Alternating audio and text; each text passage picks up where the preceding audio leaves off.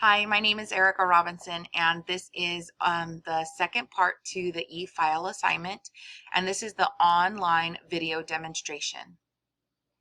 So I chose my first strategy, the under phonological awareness, and it is a strategy for promoting success in the academic core curriculum. And the strategy I'm going to use is the clap and count syllables. And here we go. So the example, so reading instruction, phonics, phonological awareness, and word recognition.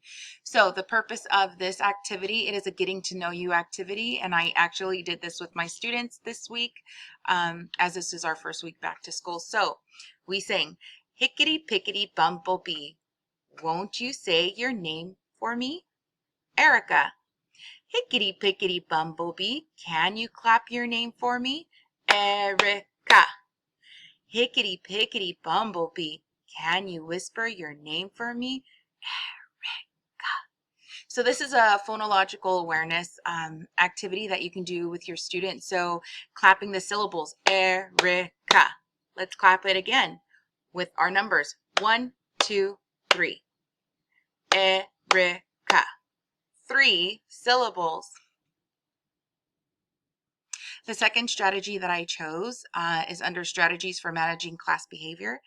And again, my students are in the SET program, so the social emotional disturbed class. And so this is a great tool to use. And the strategy that I've chosen is to allow students to help establish guidelines. So I create a social contract within my classroom with my students, and it's a communication, it's a conversation that we're having. And I will show you the example. So the first step is to kind of make an outline and of the 4 questions that I wanted to ask the students. So how do you want to be treated by your teacher? How do you want your peers to treat you? How do you think that I, the teacher, would like to be treated by you, the student? And how do we want to treat others when there is conflict? So in here we have this is the contract that we decided to do with my class, and I just typed in their responses. So they want me as a teacher to help them, they want me to be respectful, they want me to be kind, and they want me to listen to them. And for if so how do we want to treat others? So in my classroom, when there's a conflict, um, we do allow other students to help, just verbally, like helping the student keep on track. So one student said, go for a walk. So if you're feeling frustrated, we can help you go for a walk, or we can help them, or we can say something nice to them. And so this is just a social contract, and it's also just a guideline for our students to follow. So being kind, listening to each other, being respectful. So what does respectful look like? And we go into depth with that. So using gentle hands, using kind words, being understanding, sharing with each other. And so that is one of the strategies. And then lastly, I have, so I chose the to use a concept map, but a concept map can go under so many different bullet point topics that we had. So I chose two. So reading fluency and comprehension, and strategies for promoting study skills. So a concept map is a visual representation of information.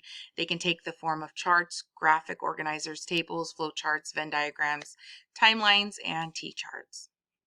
And these are useful for students who are special needs or have some delays, or are nonverbal students. So this is what I use, and this is called a circle map. So in the first picture we have, this is the frame of reference, and then anything and everything you know about what you are defining and what are you defining. So we always put our main topic in the middle circle. So the second picture says my cat, and kids, you can do this as a whole group or individual. They can write it in their notebook.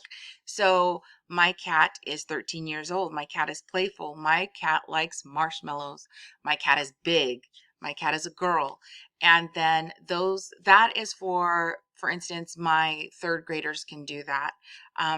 But when I get down to my kinders or even some of my firsts, we use more visual aids, right? So, what is your favorite fruit? And so one student said, my banana, a banana, bananas are. So I would write the word and then draw a banana, or have the student draw a banana, or have them draw raspberries. And then we can go from there and make sentences. I see them at the grocery store. I see fruit at the grocery store. And this can also be used, I put it under study guide as well, because say your topic is history and you're learning about um, World War II, right? And so you can put the topic in the center and then put all the describing words around it. And that is just a tool that students can use.